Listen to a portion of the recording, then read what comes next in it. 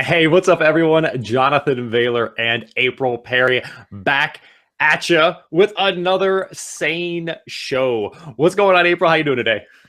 I'm doing so well. And at the end of our last show we recorded together, I got this idea to talk about these tiny habits for going sane. So today I was so excited to be able to jump back in and be able to discuss this because I think this is going to be a fantastic episode we'll want to listen to again and again. Tiny habits, microscopic habits. Yes. What do you All mean by right. tiny habits? Okay, so this is from the research of Dr. BJ Fogg, who I've been hearing about and following a little bit off and on for the past several years. And just recently, I've been diving deeper into his stuff because it's amazing. So he's a behavior scientist and he's a professor at Stanford. And you may know him from his TED Talk, but he talks about how we can be happier on a day-to-day basis. And he talks about these little habits that we can create. So we're going to talk a little bit about what a tiny habit recipe is. And then we're going to talk a little bit about how we can apply that to SANE. Now, I'm going to actually just share a quote that he shared in his TED Talk when he was working with one of his students. He'd received an email that a student had had huge success in creating a tiny habit.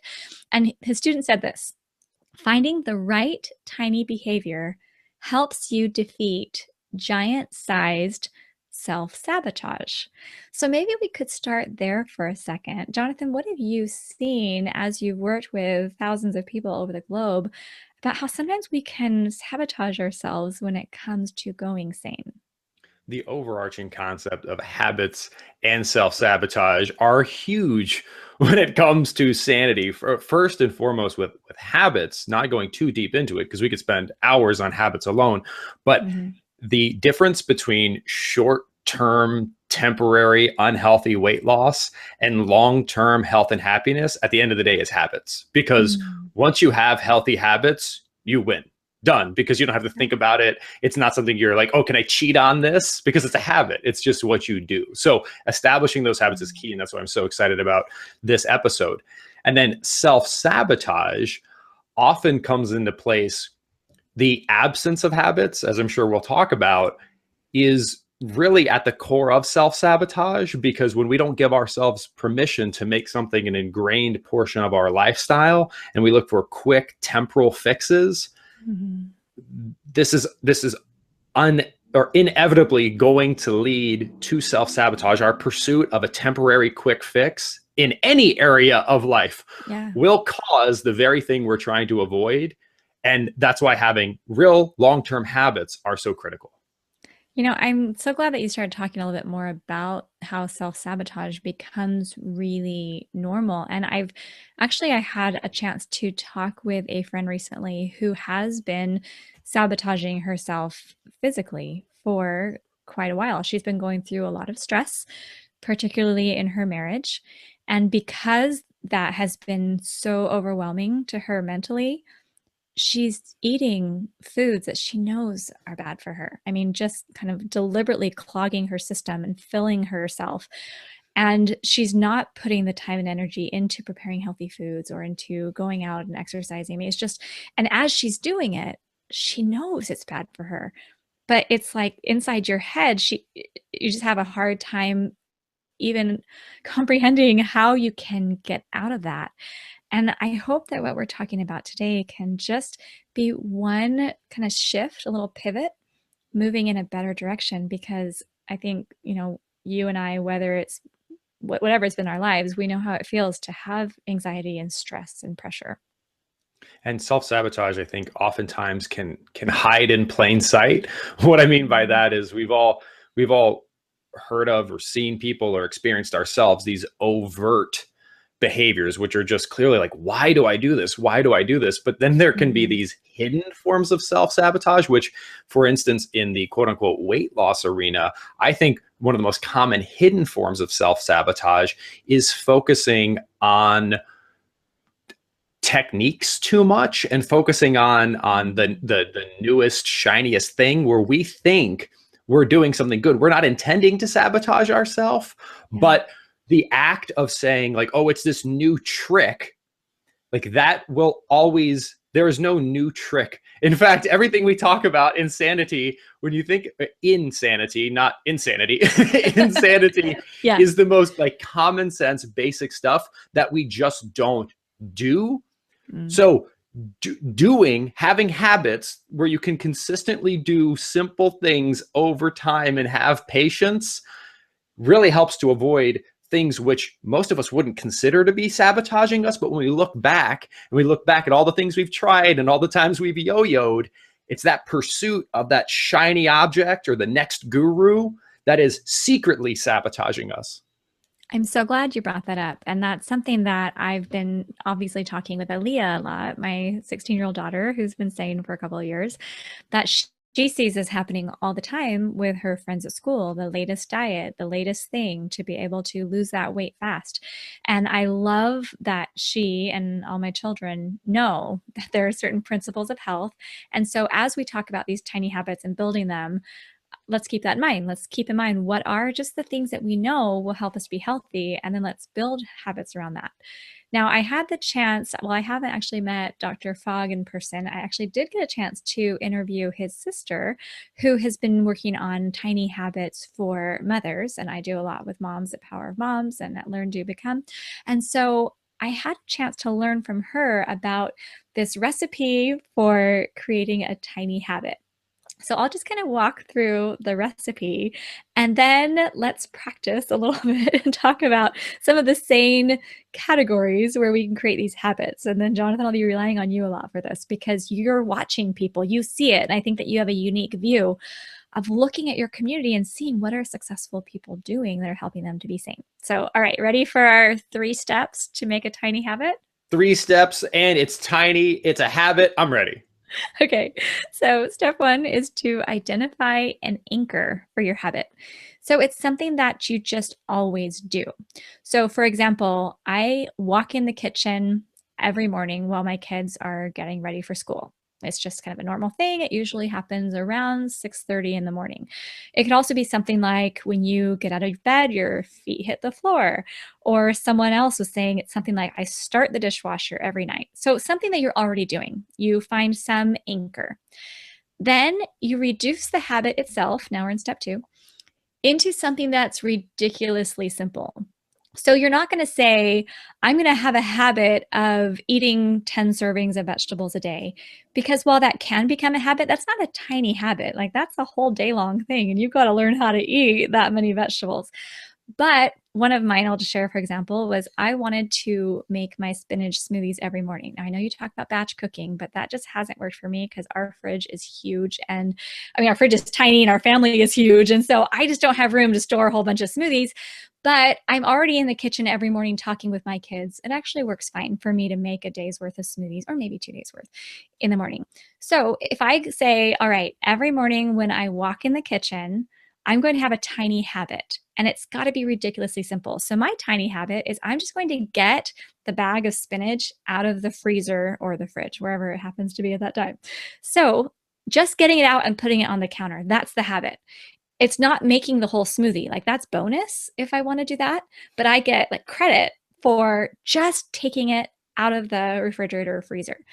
And then once I do that, there has to be step 3, which is the celebration. Okay, now this is where it gets fun. You have to have some sort of a celebration that's going to reward you emotionally, not using sugar or not like, then I get to go to the store and buy a new outfit. It's not money, it's not sugar. It's something that's going to celebrate. And Jonathan, I shared a link with you to a PDF that Dr. Fogg's sister sent to me, which are just fun things like saying, woohoo, or you just think, oh, that is awesome. Or you give yourself a round of applause or just something. She has like 100 different ways you can celebrate.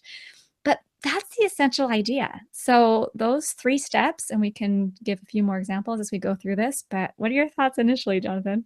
I think that is a critical and empowering distinction for people, April, because doing anything is better about theorizing about everything, which I think we so often do. We're theorizing about the perfect, about the optimal, but it's like, is the spinach next to the blender? period. Like, let's break it down a little bit more. So having something that you can do that's not intimidating, which also calls in other psychological triggers of like, well, since the spinach is already out, I might as well make the smoothie now. It's true. And you know, what's so funny is, so I did this. I went through it because I was realizing if I didn't have the spinach smoothies made in the morning, I just won't make them throughout the day. Eric and I get busy working. The kids are off at school. I'm like not in the kitchen.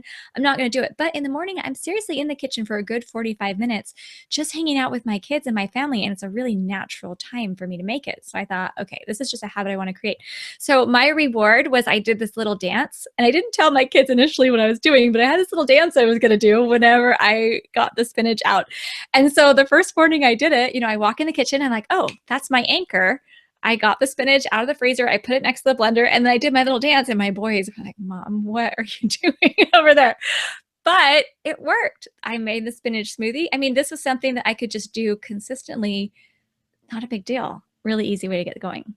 And what would be your thoughts, April, on in terms of these small rewards? Let's say an individual has a beverage they like to drink in the morning, whether it's tea or coffee or anything that's, you know, common for people to drink in the morning. Do you think it would be a reasonable reward if we were doing something in the morning to say, like, I am going to wait to take my first sip of coffee, like something I already do, which is kind of already a reward, but I don't have to do anything to earn the reward? Could we maybe just reorder things so that I'm going to take the spinach out, and then after I take the spinach out, I'm going to celebrate by taking a sip of my tea or a sip of my coffee? I think that that would work. I think what it comes down to is finding what works for you, right?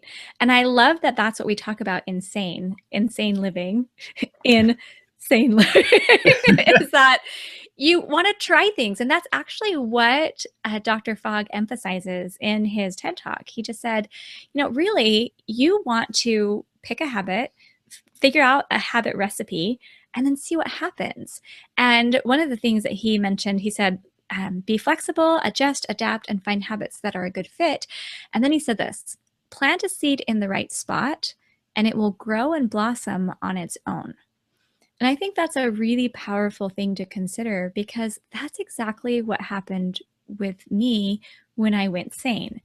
I mean, the other seeds symbolically that I tried planting were Weight Watchers points, or just counting calories, or just eliminating certain kinds of food from my diet.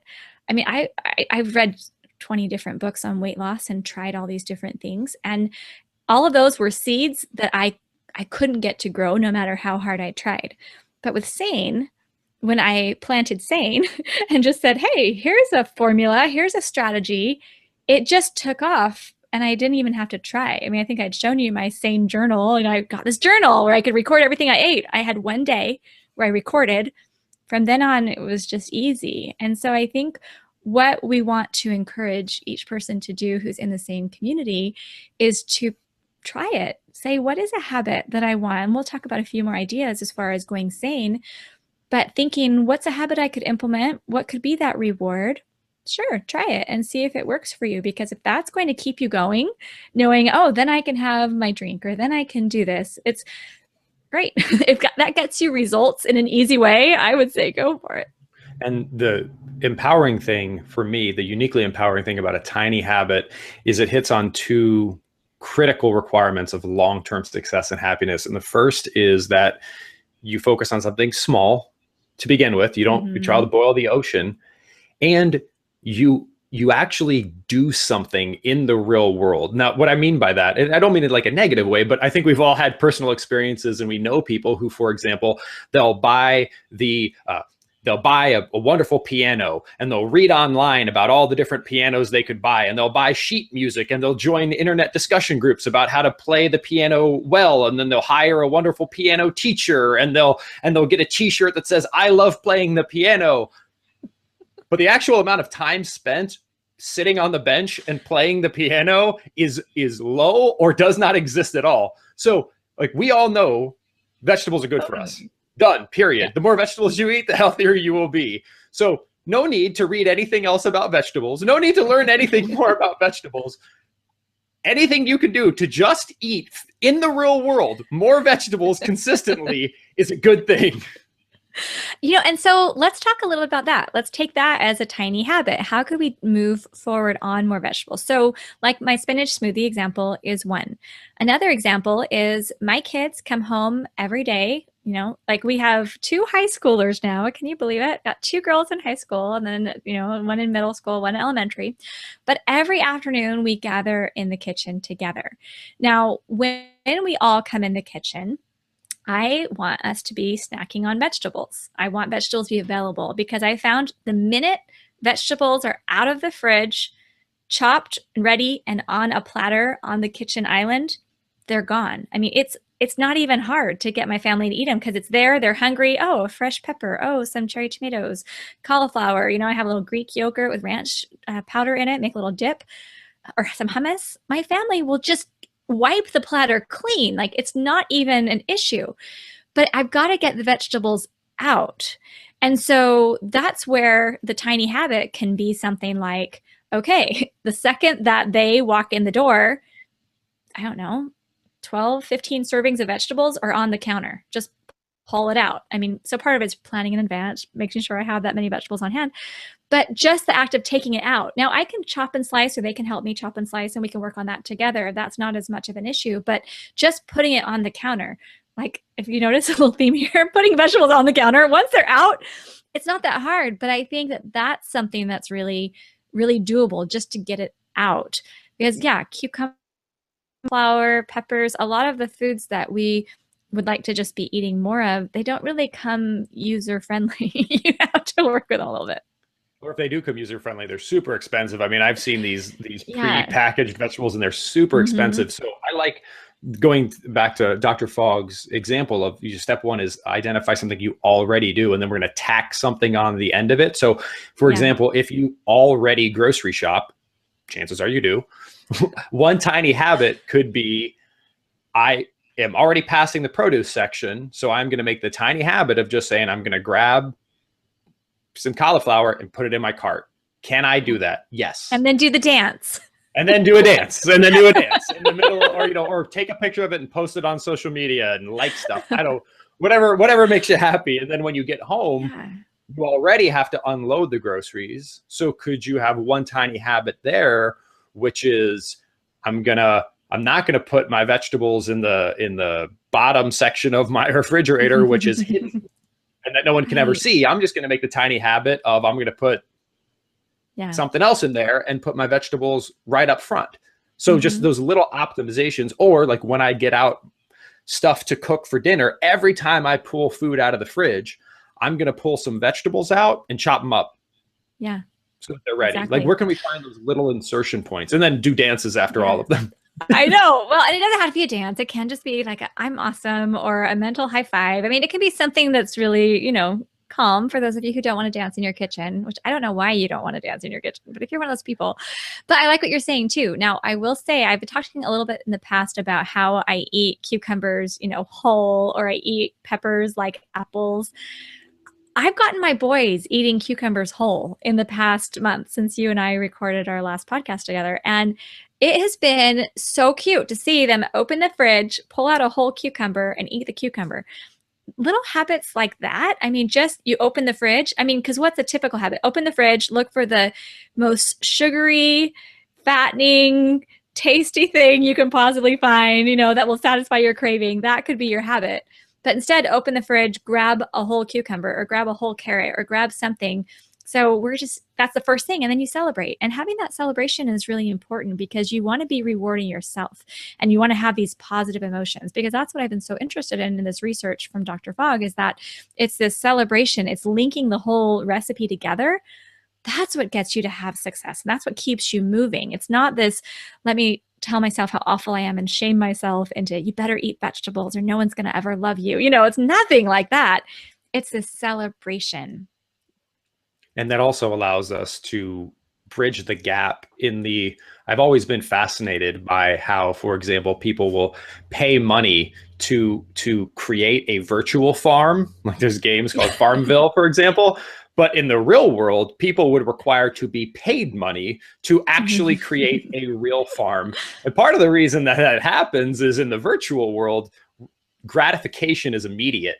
Yeah. And in the real world, gratification can take, like, we know it's good to eat vegetables, but if that prevents you Mm, from getting diabetes in 40 years, the gratification is hard to stack up against the Snickers bar, which is its yeah. own little celebration. So I love that idea of how can I get some immediate gratification, get that little dopamine rush in my brain right away. Yeah. I love that. It's very powerful.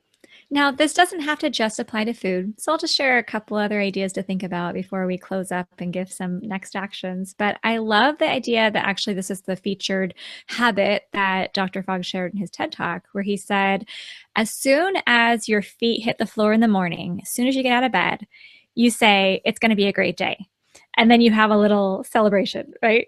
And so I love that. It's going to be a great day. And he said, sometimes when I wake up in the morning, I think, oh, I've got a lot going on today, or there's some things that are really hard I'm dealing with, and I'm not sure. I say, it's going to be a great day somehow, kind of give himself that grace there. But I love that just idea of let's make it a great day. Let's start the day like that. And I've actually done that and found that was extremely successful. And then just one more that I love was every time you open your email, you take 3 deep breaths. So you're breathing more, because I have a hard time. I always hold my breath when I'm doing email. I don't know why. Eric will say, April, are you breathing over there? And I have to remind myself. But breathing, drinking water, positive thoughts. I mean, this is what SANE's about. It's not just about your vegetables. It's not just about eating super healthy food all the time. Like there's this whole healthy life balance. And that's why I love it so much. April, that's brilliant. And I actually think you hit on a new life hack, which is going to go viral on the internet, which is how to cut down on time spent emailing. You're only allowed to do email as long as you can hold your breath. Okay. That'll help people to radically reduce the amount of time. Simply check your email while not breathing. Only expect super short emails from now on. Exactly. But April, I love those little habits. And I think another example of a small habit that I know some people have had success with is every person ought to, usually not a lot of people, get their clothes ready for the next day prior to going to bed. So as part of that tiny habit, some people would also lay out, their fitness clothes, or they would also just add to the existing routine of getting ready for the next day, getting my standard stuff ready. I'm just going to tack on something else to that routine of prepping for the next day, whether or not it's setting out, well, probably don't want to set out the spinach overnight, but maybe set out, put the blender out, put it in a conspicuous space, but just adding something simple onto a pre-existing routine. I really like that idea as well. Okay, so next action, I would recommend identifying which habit would be most beneficial to you right now. Like what's one habit that would really help you, but that doesn't feel overwhelming. So whether it's spinach smoothies or whether it's, saying it's going to be a great day, whatever it is, but identify one habit you could start, figure out what your anchor is, figure out what your celebration is, and then try it and give it a few days and see what starts happening. Any other ideas there, Jonathan? I think that's a fantastic one. I would also encourage you, as you're thinking about these habits, to think about them, as April alluded to, in the broadest sense possible, because we know, for example, that, again, it's not just about eating vegetables. If you can have a tiny habit that you to sleep a little bit better, if you can have a tiny habit that strengthens the relationships in your life, if you can have a tiny habit that helps you to be a little bit more physically active, all of these things compound together. So if you're just like, well, there is no tiny habit around food that I can think of, maybe there is a tiny habit around like hugging your partner or your kid at some time, like anything. Let's think about it in the broadest sense possible, because I think that's really going to help you move forward in your uppercase sanity and your lowercase sanity as well. Well, thank you everybody for being with us in today's episode. We are so excited to see what your tiny habits are. Hope that they will be helpful to you in your journey going sane. Have a wonderful day, and remember to stay sane.